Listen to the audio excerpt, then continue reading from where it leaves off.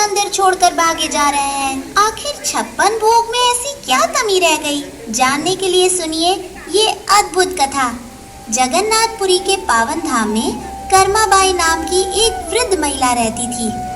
उनकी झोपड़ी टूटी फूटी थी, कपड़े पुराने थे, पर हृदय वात्सल्य भाव से भरा हुआ था। वे भगवान जगन्नाथ को जगत का स्वामी नहीं, बल्कि अपना छोटा सा बालक मानती थी, अपना लाडला, अपना नटखट कन्हैया। कर्माबाई का एक नियम था, रोज सुबह ब्रह्म मुहूर्त में उठती और सबसे पहले क्या करती थी?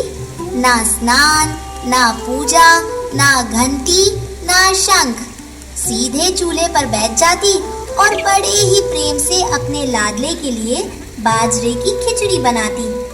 खिचड़ी तैयार होते ही थाली परोसती और पुकारती, मेरे नटखट, देख मैं तेरे लिए तेरी पसंदीदा खिचड़ी लाई हूँ, और भगवान को थाली में भोग लगाती।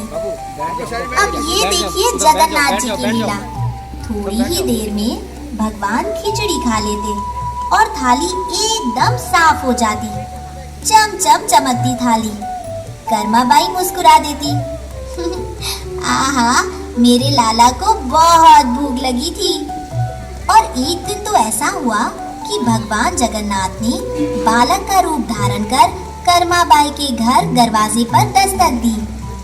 माँ, क्या तुम मुझे भी खिचड़ी दे सकती हो? कर्माबाई ने पीछे मुड़कर देखा। एक छोटा सा बालक, बड़े बड़े काले नेत्र, मुस्कुराता हुआ। क्यों नहीं बेटा, आओ बैठो, अपनी खिचड़ी खाओ। और भगवान बालक बनकर बड़े चाव से खिचड़ी खाते, अपनी बाल लीलाओं से कर्माबाई को निहाल कर देते। ये क्रम वर्षों तक ऐसे ही चलता रहा। एक दिन की बात है, एक ज्ञानी साधु कर्माबाई की कुटिया के पास से गुजर रहे थे। तभी उन्होंने देखा कर्माबाई बिना स्नान किए, बिना किसी विधि विधान के सीधे भगवान को खिचड़ी का भोग लगा रही हैं। साधु रुक गए, भौहें तन गईं। रुको रुको, ये तुम क्या अनर्थ कर रही हो? कर्माबाई चौंक गई। क्या हुआ महाराज? साधु ने डांटते हुए कहा, माई, बिना स्नान किए भगवान को भोग लगाने से पाप लगता है, बहुत बड़ा पाप। शास्त्रों के अनुसार तुम्हें पहले स्नान करना चाहिए, फिर शुद्ध वस्त्र पहनना चाहिए, फिर विधिवत पूजा पाठ करके तब कहीं जाकर भोग लगाना चाहिए, समझी? भोली भाली कर्माबाई घबरा गई। उनके हाथ कांपने लगे। हे भगवान, मैं तो अपने ठाकुर जी का अपराध कर रही थी इतने दिनों से। उधर बालक रूप में जगन्नाथ जी दरवाजे पर खड़े इंतजार कर रहे थे। माँ, आज देर हो गई, खिचड़ी कहाँ है? पर कर्माबाई ने दरवाजा नहीं खोला। अगले दिन से कर्माबाई ने साधु के कहे अनुसार करना शुरू कर दिया। सुबह उठी, पहले आंगन से फूल चुने, फिर नदी पर जाकर स्नान किया।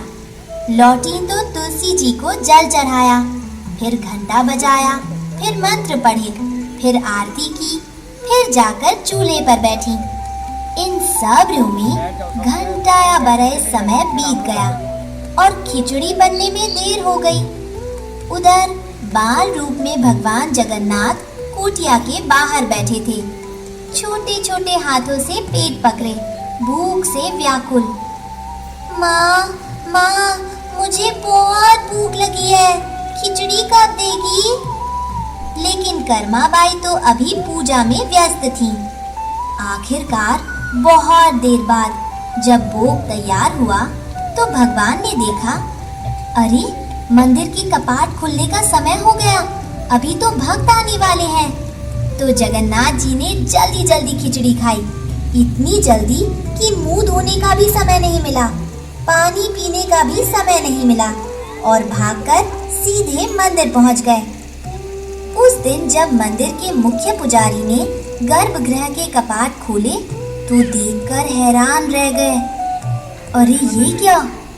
भगवान जगन्नाथ की मूर्ति के मुख पर खिचड़ी के दाने लगे हुए थे।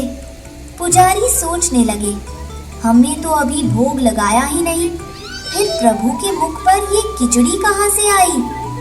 दूसरे दिन फिर वही हुआ, तीसरे दिन फिर वही। लगातार कई दिनों तक ऐसा ही होता रहा। पुजारी जी समझ गए कि ये प्रभु की कोई लीला है। उन्हें मन ही मन प्रार्थना की, हे प्रभु, आप रोज कहाँ से खिचड़ी खाकर आते हैं? ये क्या रहस्य है? उसी रात भगवान जगन्नाथ ने पुजारी को स्वप्न में दर्शन दिए। स्वप्न में भी प्रभु का चेहरा उदास था, आंखों में शिकायत थी। पुजारी जी सुनो, पुजारी ने। लेकिन अब एक साधु ने उसे नियम और विधि के जाल में फंसा दिया है। अब वो स्नान में, पूजा में इतना समय लगा देती है कि मुझे खिचड़ी मिलने में बहुत देर हो जाती है। तो मंदिर में भक्तों के आने का समय हो जाता है। सब इंतजार कर रहे होते हैं, इसलिए मुझे खिचड़ी खाकर बिना मुंह धोए, बिना पानी पिए ही भागना पड़ता है। पुजारी का हृदय भर आया। अगली सुबह पुजारी जी ने उस साधु को खोजा और उन्हें भगवान की इच्छा बता दी। साधु की बात सुनकर साधु का हृदय भर आया। उनकी आंखों से पश्चाताप के आंसू बह निकले। वे दौड़ते हुए कर्माबाई की कुटिया पर पहुंचे। उनके चरणों में गिरकर बोले, माँ, मुझे क्षमा कर दो। मैंने तुम्हारे भाव की गहराई को नहीं पहचाना। तुम जैसे चाहो वैसे अपने ठाकुर जी को भोग लगाओ। तुम्हारे वात्सल्य के आगे मेरे सारे नियम और ज्ञान फीके हैं। साधु की जाने के बाद कर्माबाई ने फिर से अपनी पुरानी दिनचर्या अपना ली। वे फिर से बिना स्नान किए बाजरे की खिचड़ी बनाती और भगवान जगन्नाथ एक नटखट बालक बनकर आते। बड़े चाव से खिचड़ी खाते। जगन्नाथ